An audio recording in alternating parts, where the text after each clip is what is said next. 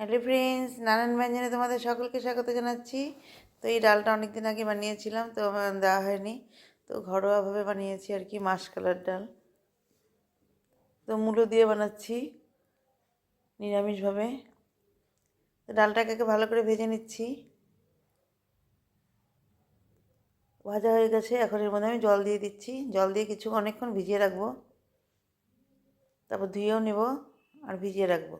এখন আমি প্রেসারে ডালটা দিয়ে দিলাম, এর মধ্যে মূলো দিয়ে দিলাম, দিয়ে এখন লবণ দিয়ে দিচ্ছি। ডালটা সিটি মেরে নিয়েছি। এখন দেখো কড়াইতে তেল দিয়ে এখানে তেজপাতা শুকনো লঙ্কা ফোড়ন দিলাম, দিয়ে এখন এর মধ্যে পাঁচফোড়ন দিয়ে দিচ্ছি। তো পাঁচফোড়নটা দিয়ে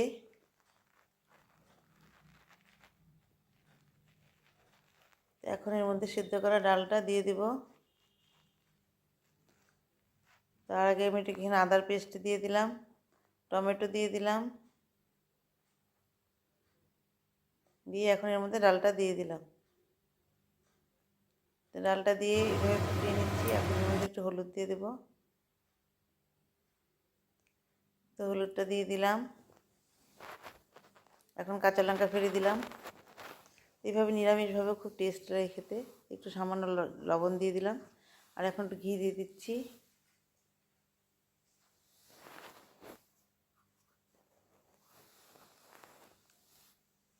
আমার নিরামিষটাই বেশি ভালো লাগে। তো এখন এর মধ্যে ধনেপাতা দিয়ে নিরামিষ দিনে এই ডালটা বানিয়েছিলাম। তো এখন রান্নাটা হয়ে গেল। এখন আমি এটাকে নামিয়ে নেব। তো নতুন বন্ধুদের যদি ভালো লেগে থাকে তাহলে প্লিজ কমেন্টস করবে। এখন এই যে ডালের কালারটা এরকম হয়েছে, তখন একটু আমার লাইটের জন্য এরকম লাগছিল। এইভাবে আমার রান্নাটা হয়ে গেল। তো এইভাবে রেখে দিলে আর একটু ফুটিয়ে নেব, তো ঘন হয়ে যাবে। তোমার সবাই ভালো থেকো, সুস্থ থেকো, আমার পাশে থেকো। নমস্কার।